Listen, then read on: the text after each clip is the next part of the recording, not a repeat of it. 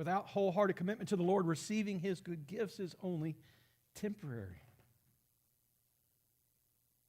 Without wholehearted commitment to the Lord, without wholehearted commitment to the Lord, religious activity is superficial and unacceptable. It doesn't matter today if they say, yes, we're in.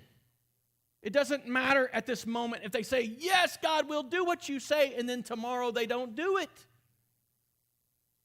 Proof of that is their parents who heard God speak, who saw God lead them through the wilderness, who stood at the edge of the promised land. They had been brought out of slavery and oppression. They'd heard God. He'd revealed His will to them, and He brings them to the very edge of the land that He's promised to Abraham, and He says, now go in and take it. And they're like, it's a little too big for us to do. Wait a minute, do you not see what I just did?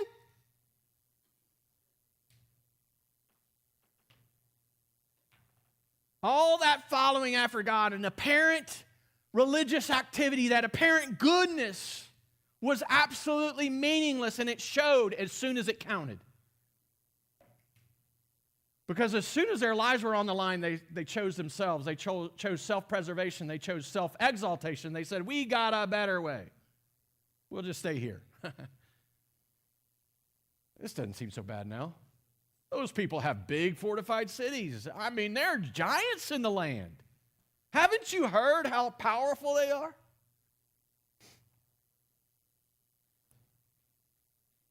Religious activity is not built on a commitment to the Lord.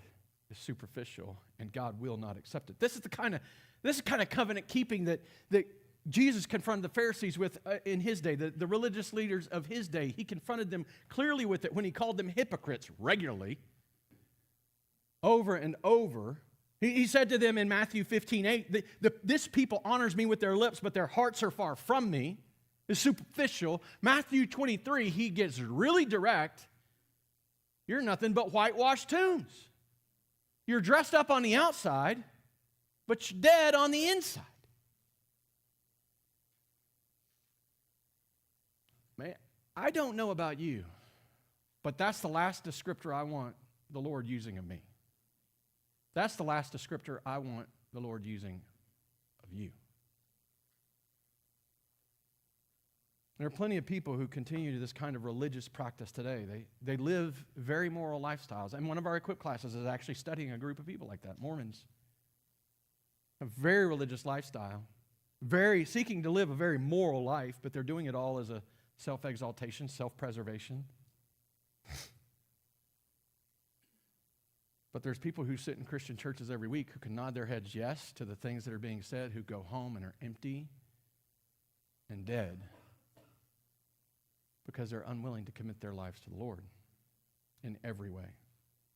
They may be fooling themselves to a degree. They may be fooling others to a degree, but they are not fooling God. All of their religious activity is superficial and unacceptable to God because they are not committed to Him in their heart. Without wholehearted commitment, remaining under His covenant blessing is impossible. This is really what this whole thing builds to. If you follow these things through, this is what the whole thing really builds to. This is what Moses is after in this passage. Without a wholehearted commitment, remaining under His covenant blessing is impossible. At some point, God promises that the blessings He has given will be replaced with the curses that they have earned. And they will have no one to blame but themselves. They could be mad and point at God and say, why did you do this? They can weep and mourn and, oh, woe is me, look how bad my life is. Why, God, why?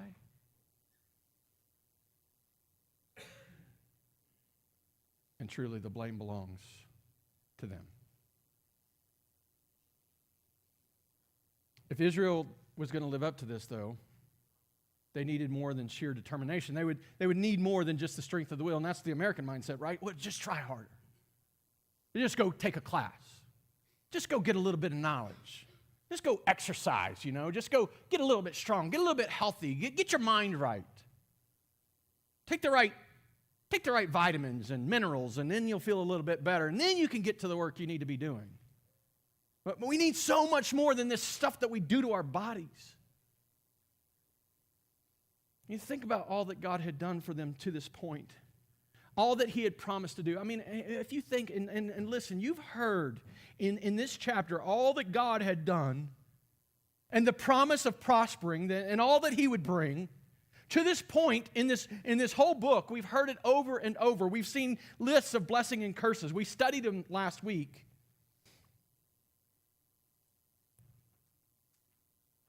One thing we find out that he hadn't done to this point. It's in Deuteronomy 29:4. Let me just call your attention back there.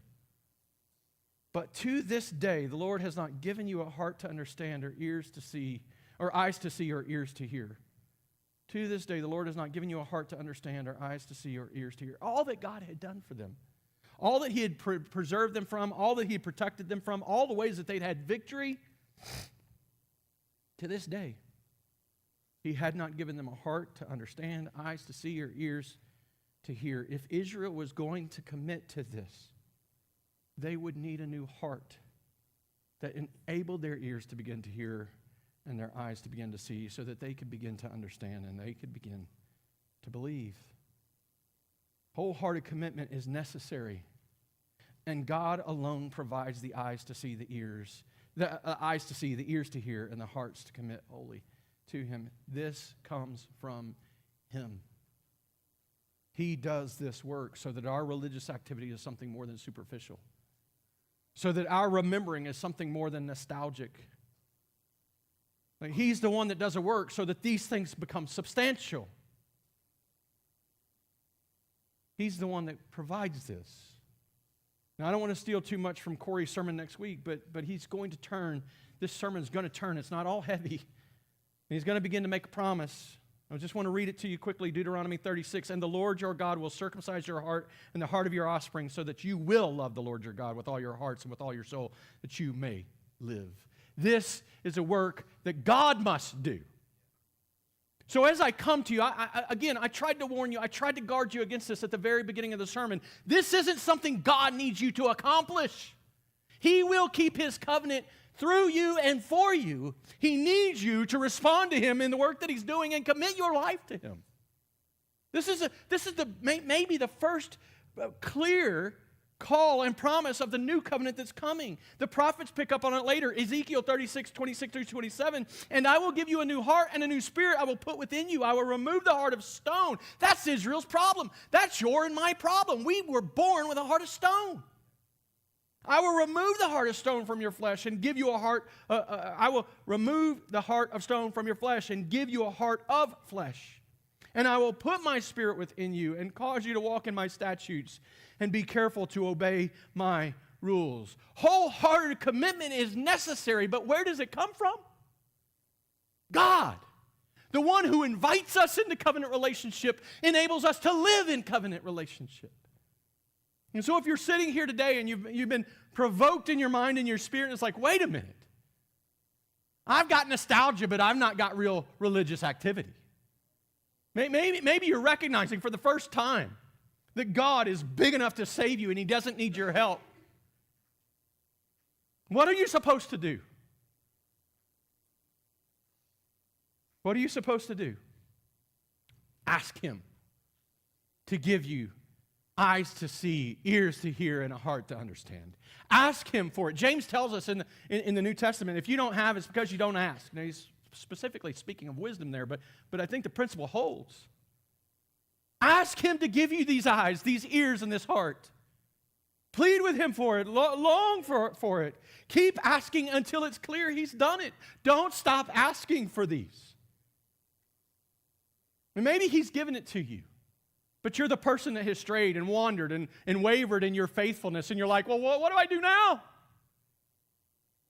Ask him for forgiveness of that and a renewed desire to walk in it. So that as you make these covenant renewal promises that they are substantial and not meaningless. Ask him for the heart that's steady and faithful. Here's the reality. None of us start new in our faith with a mature heart that's wholly committed. I'm not trying to put a weight on you that I'm still growing in myself. Peter writes about the passions of the 1 Peter 2, 11 and 12. He writes about the passions of the flesh that wage war against the soul. Paul writes in the book of Ephesians about putting off the old and putting on the new. This is a constant daily battle for the believer. But there must be a living heart that enters that battle. So ask him for that. If you don't have it, or if you've wandered and wavered in it, ask him. Ask him to renew your life with this. And maybe you've had it and you've walked with him, but you, like me, don't always steward these eyes, these ears, and this heart well. You know what? There's grace sufficient for that too. So just ask him for forgiveness and meet him in his grace and rest in that. Ask him. Trust him. Once you've asked, what do you do? You ask and just walk on? Just, No, trust him. Fight to believe. The whole Gospel of John, he tells us, is given to us that we may believe, that we may trust. This isn't a belief like, I believe in Santa, or I believe in a round earth versus a flat earth. I don't know why that's the one. I'm sorry. Sorry. That came in and I should have stopped it. Now all these conspiracy theories are followed. I'll stop. This isn't believing like that. This is trust. Right? This is a knowledge that's so real and so dependable to you that you actually begin to lean into it, like a pair of crutches when you've got a broken leg. And you can see them, that you understand them. You put them on the ground and you lean into them. Who does the work of changing your heart? The God you've asked and the God you've been called to trust. John Bunyan is often referenced as the guy who made this quote in reference to how powerful God's work is through Jesus Christ and the gospel. He writes these words, and honestly, I don't know if he said them or not, but it's still a beautiful quote. Run, John, run, the law commands, but gives us neither feet nor hands. You see, this is the weakness. This is where Israel was. They had a law, but they had no eyes, no ears, no heart. They had no feet or hands, really. That's what, they had no ability in and of themselves. Run, John, run, the law commands, but gives us neither feet nor hands. Far better news the gospel brings. It bids us fly and gives us wings. Trust the one who can do this. Trust the one you're asking to do it. He's the only one who can. He doesn't just demand something of you. When you seek him and ask him, he will give you the heart that commits to him. And you might still wrestle with that old dead heart that's trying to kill you, but there is a living heart in you that will not die. It can't die because he keeps it living. Trust him. Ask him, trust him, and obey him. Don't wait until you trust him fully to begin obeying. If you wait for that, I'll obey the day that I finally have a pure motive because I'm fully committed to the Lord and I can't see this war inside of me, and that's the day I'll obey. That's as foolish as not taking the Lord seriously. You're not going to get that in this life. There will always be a war raging within you. Begin obeying today. Obey him. Listen to what he calls us to and live in that. It's in the obedience and the pursuit of obedience and the recognition of your disobedience and the receiving grace and forgiveness as a result of that disobedience that he begins to mature you and grow you in your love for him, your trust of him, and you're continuing to depend and ask of him that new life to grow. This is part of the process. So step into obedience knowing that he meets you in that. He's given you the desire to begin, and he's going to meet you in that desire and grow it so that more and more of your life is being conformed to his commands, to his word, to the image of his Son. He does that not by us sitting back and saying, "No, I trust God." He does it as we trust God stepping in, even in the simplest ways, to beginning to obey and walk with him. And he meets us, and he works, and he shapes, and he conforms, and he makes us new over and over again until the day he returns and glorifies us completely and takes away that old flesh, that sin nature completely. And we enjoy his eternal blessings forever.